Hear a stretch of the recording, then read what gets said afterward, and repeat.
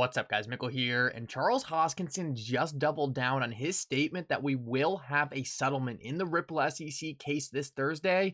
Guys, in this video, I want to go over the brand new clip that just got released from Charles Hoskinson because, guys, we actually have a very interesting piece of SEC documentation that could be aligning with Charles' statement that we will have a settlement this Thursday. Guys, in this video, I want to go over that as well as some very interesting information we got out of the arrest of Sam Bankman-Fried. Guys, in the CFTC's charge against Sam Bankman-Fried, they actually listed 3 different cryptocurrencies as commodities. I want to go over which cryptocurrencies those are, as well as some very bullish news around Ripple and XRP with one of the largest CBDCs in the entire world. Guys, make sure to stick around till the end of the video to see that. You are not going to want to miss it. Like always, guys, your support means so much to this channel. If you want to see more videos just like this, make sure to hit the like and subscribe button down below and turn on bell notifications.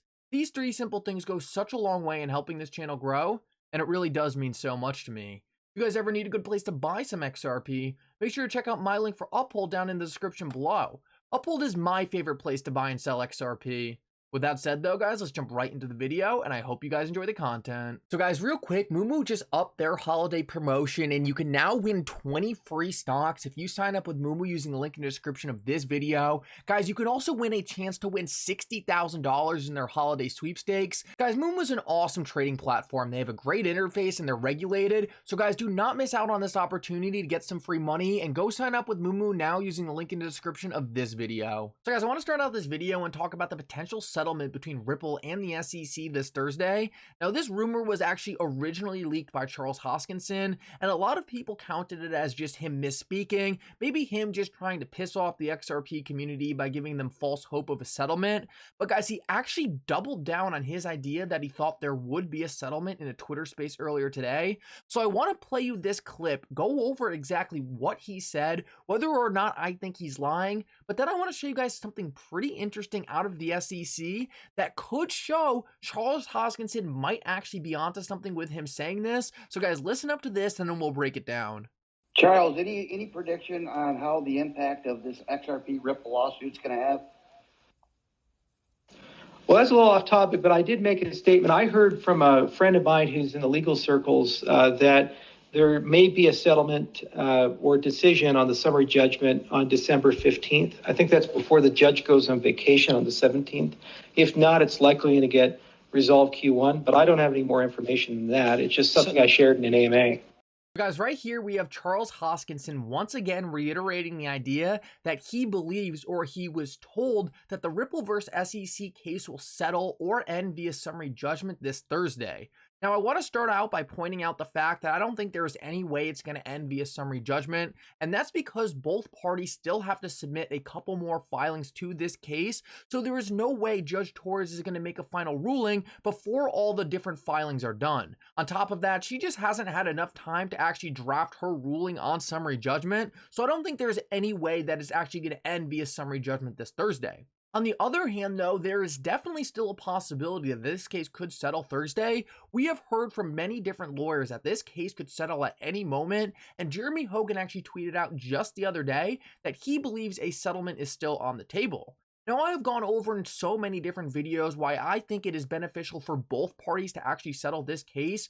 Ripple has the advantage of the SEC not being able to appeal this to the Supreme Court, which could take years into the future. And the SEC has the advantage of staging this case as a win, despite the fact that they are getting blown out of the water by Ripple. Therefore, I do think it's possible that we could see a settlement this Thursday, but we really need to think about why Charles Hoskinson might be saying this. So the first thing that I think is very interesting is the date he is calling out. One of the reasons for that is he is giving us a specific date. He's not just saying at some point this week. And I want to show you guys something that was actually brought to my attention in regards to the 15th. And that is we actually have an SEC Sunshine meeting. And guys, for this meeting, they list some of their main objectives as settlement of injunctive actions, settlement of administrative proceedings, and other matters relating to examinations and enforcement proceedings. So guys, right here, we see that the SEC is having a meeting on this day talking about settling ongoing cases. I think that is something we have to be paying attention to, especially since the date for this meeting is December 15th, the same exact day Charles Hoskinson has been telling us he thinks this case is going to settle. Now, I need to point out that we have seen a lot of these sunshine meetings before, and a lot of different people have made predictions for when this case was going to settle, and it never actually happened. I do think this one specifically is pretty interesting though. Charles is giving us a date that he has now confirmed twice that just so happens to land on the date for this Sunshine Act. So guys, let's see what happens. I think it's interesting that he is doubling down on this date. He said he did hear from people in his legal circle. I talked about before how they do have industry groups where they'll talk about stuff like this behind the scenes before releasing it to the public. So guys, let's just hope for the best and see what happens here. Either way, Ripple's looking great for summary judgment, so we certainly don't need a settlement, but it would be nice. So guys, one of the reasons why the SEC might want to get out of the ongoing Ripple SEC case ASAP is because it looks like the SEC is going to be facing a lot of scrutiny because of FTX. We know that Gary Gensler met with Sam Bankman-Fried quite a few times before FTX eventually collapsed, and guys, that is not a good look for the cop on the beat. Now, I wanted to point this out. The SEC actually filed a suit against FTX earlier today, but in their suit, they didn't actually allege that FTX was trading illegal securities or that the FTT token was an illegal security. Now, this was pretty interesting because Eleanor Terra actually reported that the reason the SEC didn't do this was because they were worried calling the FTT token a security would complicate their case. I responded to this and I thought it was pretty funny. I said, wait, but I thought it was clear and obvious. Gary Gensler on his face again. So guys, this is pretty funny. Gary Gensler and the SEC actually didn't allege that Sam Bankman-Fried committed securities fraud on the FTT token because he was worried it was going to be too hard to prove that the FTT token was actually a security and wanted to go forward with easier charges. I think this on itself just shows how absurd the statement is that it's all clear and obvious, because if it was clear and obvious, Gary Gensler wouldn't have any problem proving to the court that FTT was in fact a security. This is just another admission that the SEC has essentially been lying to the market, but the good news about that is his lying is not going unnoticed, and different representatives like Tom Emmer have been calling him out hard. Guys, I definitely think Gary Gensler, if he does not leave the SEC ASAP, is going to be dragged in front of Congress a lot.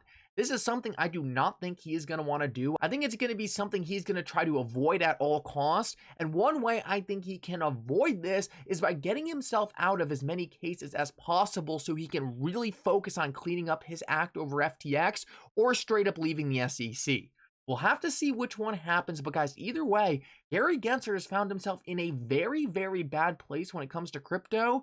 He's going to have to clean some stuff up to make himself look better, or he's going to have a very hard time answering to Congress later next year. So guys, some more interesting news we actually got out of Sam Bankman-Fried's arrest is it looks like the CFTC actually used this as an opportunity to gain some market share from the SEC.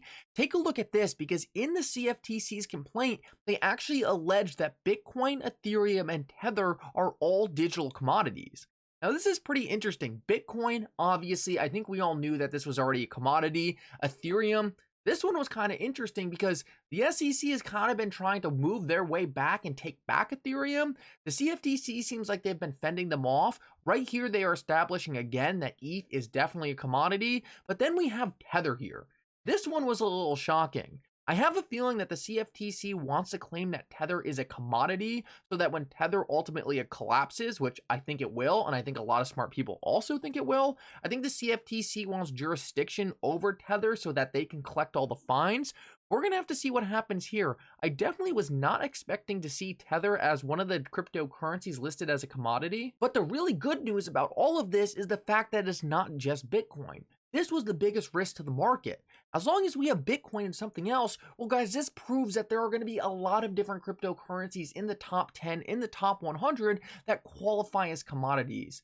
This shows that the SEC is not going to gain this whole market. The CFTC is going to fight for a lot of power here. And guys, this just makes me more confident than ever that when it's said and done, XRP will be a commodity and will likely be the standard for defining which cryptocurrencies are commodities going forward in the United States. So guys, I want to finish this video off with a little more fundamental oriented crypto news. I know a lot of the times recently we've been forced to focus on the legality of a lot of stuff. It's really because that's the most prominent issue in the market right now. But guys, it's important to note that in other countries, the building just keeps on happening. And I wanted to bring this to your attention because it's really insanely bullish. Earlier today, we got from Watcher Guru, just in, Brazil to launch a central bank digital currency CBDC in 2024. And guys, take a look at this. We actually found out from the Boston Federal Reserve. Talk about a source. It doesn't get better than hearing from the Boston Federal Reserve that Brazil is actually directly working with Ripple to build this prototype. Guys, when it's all said and done, if Brazil is using Ripple and XRP for their CBDC, the United States is going to have to use XRP to interact with this CBDC. Guys, this makes it almost certain that one day in the future, the Federal Reserve will be using XRP to transform their payment system, and it's just a matter of waiting for the regulations. Anyway, guys, I hope you enjoyed this video. If you did, make sure to like and subscribe. It really does mean so much, and for now, Mickle out.